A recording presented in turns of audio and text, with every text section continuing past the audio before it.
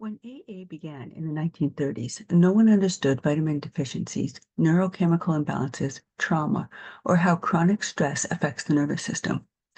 What they did understand and what still proves today is that recovery requires connection and accountability. And this was Bill W. and Dr. Bob that brought the AA program to life. Lately, I'm hearing a lot of frustration and controversy around AA. People feeling judged, people upset by language like self-pity, people feeling dismissed, especially when depression or emotional pain is involved. I get it. I want to speak to this from lived experience, not theory. AA was part of my early recovery, and without it, I honestly don't know if I would have made it through my first 2 years sober. I did detox. I did a 28-day program, and that 28-day program taught me all about the things that would take me back. And that included self-pity, grandiosity. They broke, they broke the person, they broke the addict. And so I know a lot of people are saying, oh, they're so rough and they're so mean. Okay, some are. I picked the boot camp. I knew what it was going to be about. I have been drinking for 16 years. I lost my entire 16 years from the time I was 16 to the time I was 13. I was looking to join the army at one point to quit drinking. So I picked this. I know what it's about. If I was treated as a child and soothed through this, I would not have made it. I'll tell you that right now. AA taught me what alcoholism was, how it showed up in it, how isolation felt. It gave me structure, routine, and people who understood when I didn't yet understand myself. But here's the part that often gets missed. When AA talks about things like self-pity, it isn't saying depression isn't real. It isn't denying pain. It's pointing to patterns that can quietly pull us back into drinking. So when we don't yet have the tools to recognize them, the problem is not everyone hears that the same way, and not every nervous system experiences recovery the same way. For women especially, AA can be complicated.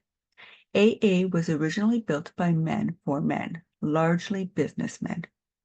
Women who felt uncomfortable, emotionally overwhelmed, or invisible in those rooms.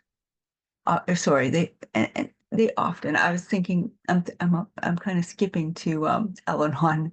So sorry.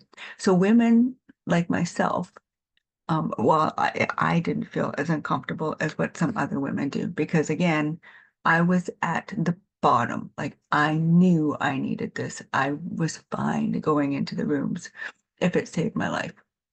But women often feel uncomfortable, the ones that I speak with, emotionally overwhelmed or invisible in those rooms. Even Bill W.'s wife and other women formed their own groups because they were struggling too, just differently. And again, this is about communication, community, and that matters. For me, after a few years, AA was no longer the right fit for my life. Not because I was wrong or it was wrong, but because my life had changed. I had a baby. I didn't want to bring him into emotionally heavy rooms. I needed different forms of healing. So I found AA, even in early sobriety, I needed more. AA was again, it gave me the community, but I struggled with depression and I was done. I did not want to be laying on the couch for days and days. I didn't want to be crying for hours on end.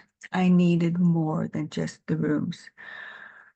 So I focused on sleep, food, movement, habit change, nervous system regulation, meditation, connection in different ways. And still connection matters. In fact, the only reason I relapsed years later wasn't stress or failure or lack of willpower. It was loneliness. I remember the day clearly. I was downtown coming home from work. I was taking the bus back then. Um, a deep emptiness I couldn't name. I walked into a restaurant and ordered a glass of wine. The one thing I swore I'd never do again. It wasn't a crash. It was a slow slope for me. So some people say you go right back to where you start. Okay, it took me for months. And I won't even go into detail, but I just remind me of, they told me the 28-day program, if you don't think you have a drinking problem, wait till a year and go and have a drink. Well, I waited 4 years. How bad could it be? Well, let me tell you, it got really bad. So to put that simple, the slope was there nonetheless. This is why I say this gently but firmly, though. Sobriety isn't about drinking. It's about healing the root causes so the need to drink disappears. Accountability, connection, communication. Those are the foundations of sobriety and mental health. That's why in my own wellness and recovery work, connection is built in. Weekly accountability calls, optional, but encouraged, highly encouraged. Having accountability, even a friend or somebody else. Ongoing group spaces, direct communication. Because recovery is not physical, not just mental, and not something we're meant to do alone. Absolutely not. It's being alone that got us there in the first place. AA doesn't have to be the only way, but connection has to be part of the way. We're allowed to outgrow systems. We're allowed to need more science. We're allowed to choose different rooms, but we're not meant to heal in isolation. So I hope that brings a little bit more awareness. I see so many posts in groups, and I hope that you see this, because again, they're not putting you down. They're not, you know, they're doing what they learned that helped them. So mentorship, and you just have to find the right area and the right mentorship. Thanks for listening.